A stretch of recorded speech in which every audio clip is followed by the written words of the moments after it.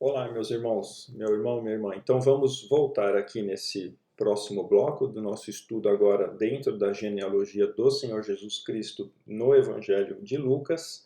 E eu quero chamar a atenção para os irmãos de um dos aspectos que está envolvido aqui com essa genealogia, que vai preparar o terreno para que ao longo do Novo Testamento, por meio de vários outros textos, nós entendamos uma genealogia que não está oculta dentro das Escrituras. Na verdade, ela começou a ser dada desde Gênesis capítulo 3.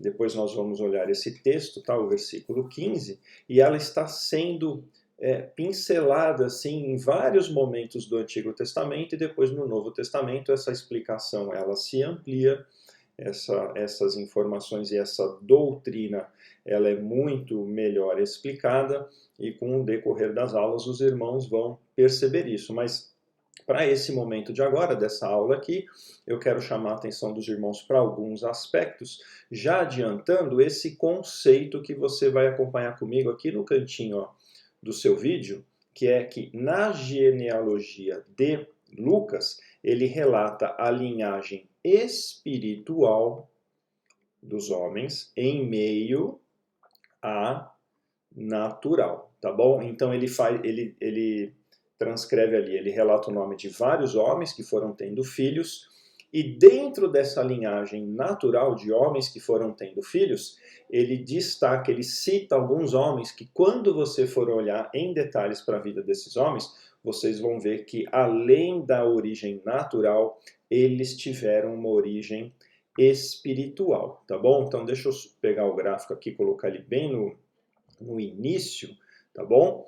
E repare aqui, irmãos, que no meu gráfico, tá? Esse retângulo aqui, verde abacate, verde clarinho, é o mesmo retângulo que eu coloquei ali do lado da pessoa, em cima daquele quadradinho ali de Maria, que foi o pai que gerou, por meio do Espírito Santo, um filho em Maria. Tá bom? De maneira muito semelhante, nós vamos ver que ao longo dessa genealogia que Lucas destaca, nós temos pessoas que se tornaram filhos de Deus por meio da ação do Espírito Santo, tá bom?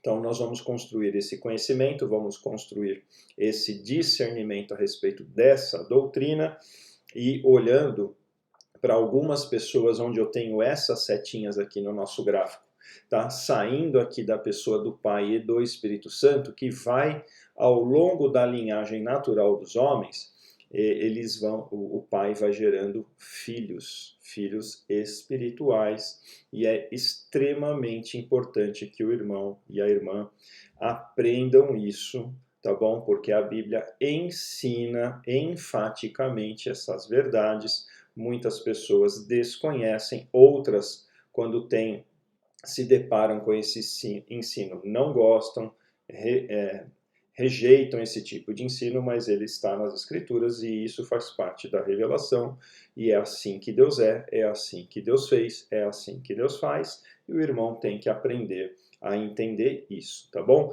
Se o irmão for comigo aqui em Gênesis capítulo 5, tá? Depois de Gênesis capítulo 1 e 2, que fala da criação, depois de Gênesis capítulo 3, que fala da queda, e depois de Gênesis capítulo 4, que conta aquele episódio dos dois filhos de Adão, Caim e Abel, onde Caim mata Abel, e Deus vai ter com Caim e faz juízo sobre Caim, imputa nele ali uma pena. No capítulo 5 de Gênesis, nós temos o relato da próxima descendência que é gerada a partir de Adão e dos filhos que vieram ali na sequência e da humanidade, e esse capítulo vai mostrando que Adão teve vários outros filhos. Então eu vou ler aqui esses primeiros 4 versículos e vou contextualizar para o irmão a origem do nascimento de Sete, tá bom? Então, fazendo a leitura aqui em Gênesis 5. Este é o registro da descendência de Adão, quando Deus criou o homem, à semelhança de Deus o fez. Então, esse versículo está falando aqui, quando Deus criou o homem, à semelhança de Deus o fez. Então, Adão foi criado à imagem e semelhança de Deus, já discorremos sobre isso. Deus criou todas as coisas e essa semelhança nesse contexto da criação foi o fato do homem receber de Deus a responsabilidade e o privilégio de governar toda a criação, tá bom? Lá em Gênesis capítulo 1, versículo 26, fala assim: façamos, pois, o homem à nossa imagem, conforme a nossa semelhança, tenha ele domínio. E Deus entrega o governo do planeta Terra à pessoa de Adão. Isso tem várias consequências, tá bom? Então, essa é a semelhança que está sendo ali explicitada no momento da criação.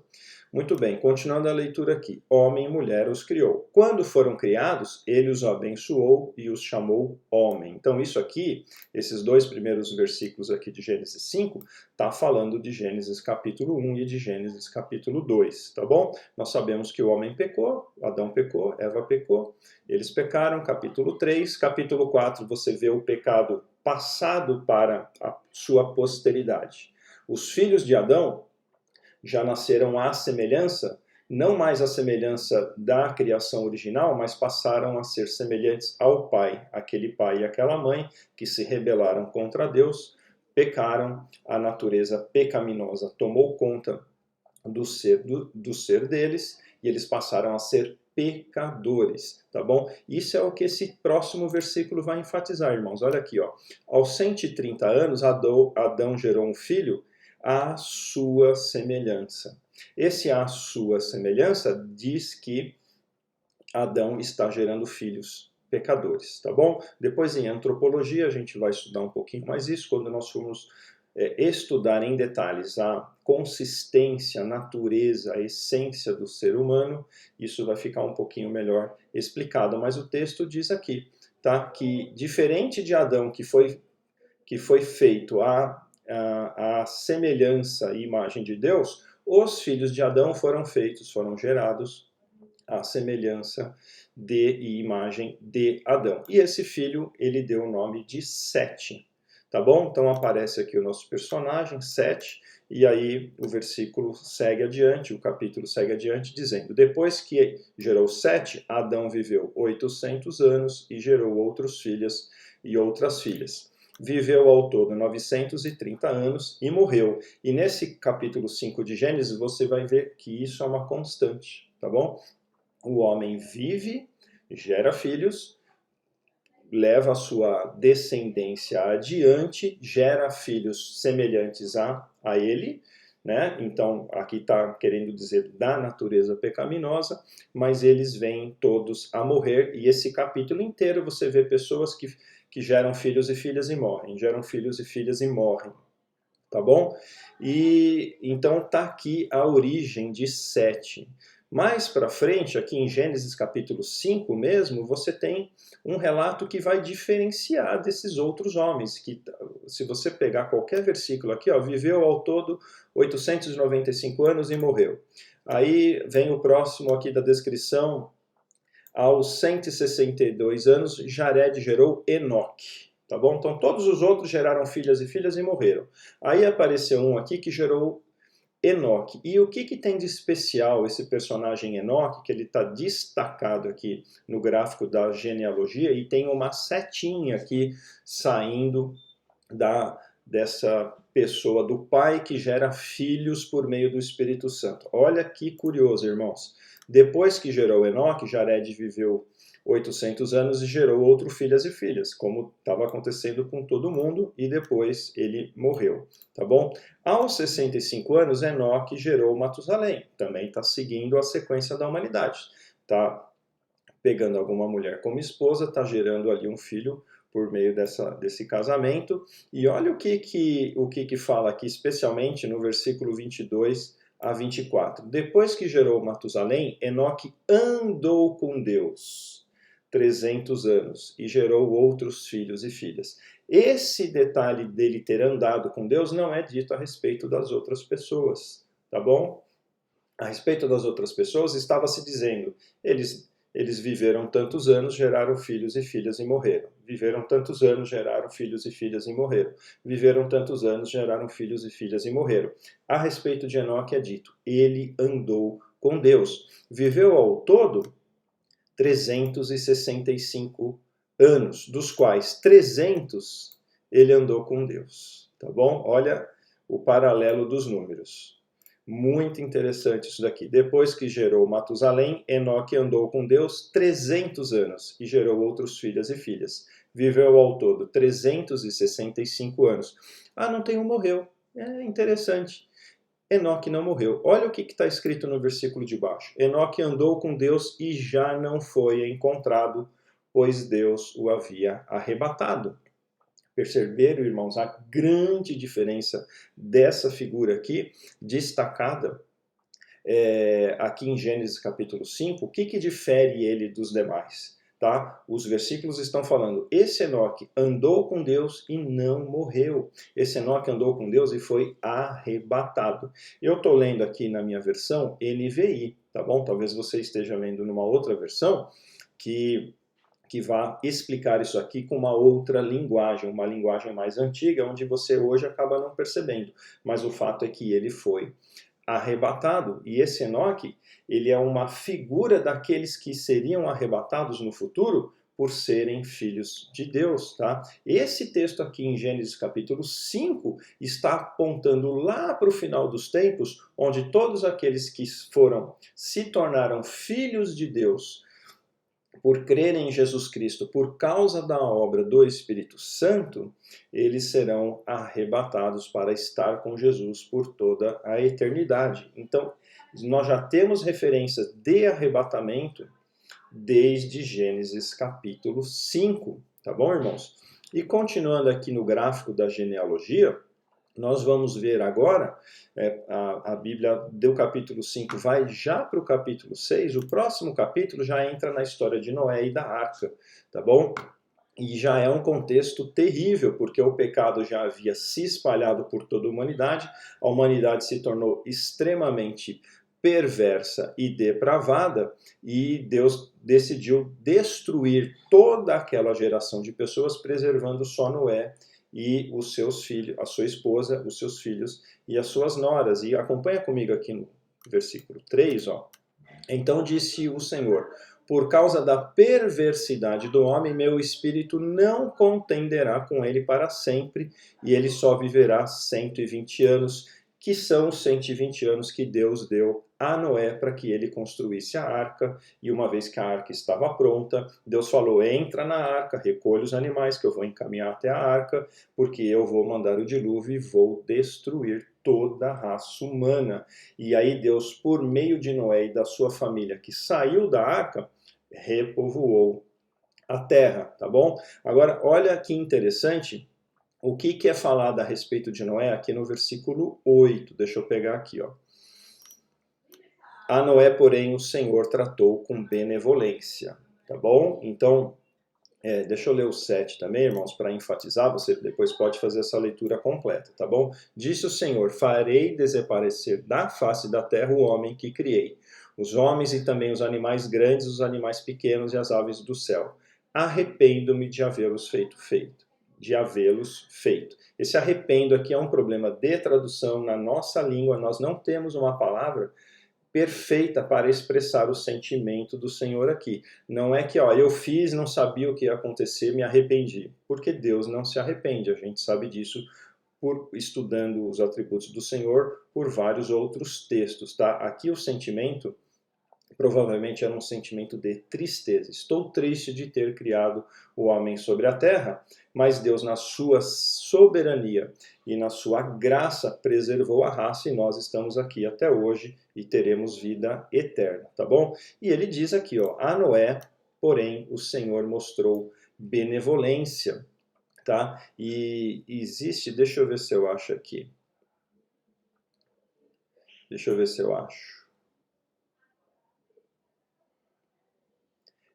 Tá logo abaixo aqui, irmãos. Ó, essa é a história da família de Noé. Noé era homem justo, íntegro, entre o povo da sua época, ele andava com Deus. Perceberam a diferença? Então você tem uma humanidade inteira depravada que Deus olha e fala, me entristeço, vou destruir todos esses homens. Porém, esse homem aqui, Noé, ele achou o favor de Deus, achou a graça de Deus, ele recebeu a benevolência do Senhor, ele era um homem justo, íntegro, entre aqueles homens perversos da sua geração, e ele, semelhante a Enoque, também andava com Deus. Muito bem, a história vai adiante, nós vamos dar um pulo lá para o capítulo 9, no versículo 26, nós sabemos, lendo esses capítulos que eu estou saltando aqui, que após o dilúvio, Noé e sua família saíram da arca, acharam terra firme e começaram a viver nessa terra, e por meio deles, Deus repovoou o planeta, repovoou a terra. E Noé tinha 3 filhos, Cã, Sem e Jafé. Tá bom? Então tinha o filho mais velho, o primogênito, tinha o filho do meio e tinha o filho caçula. E a respeito desse Sem, olha o que acontece aqui, que está relatado aqui no capítulo 9. Deixa eu achar o versículo aqui, 26. Tem aquela história de Noé ter plantado uma vinha, ter colhido as uvas, ter feito vinho e ter se embriagado.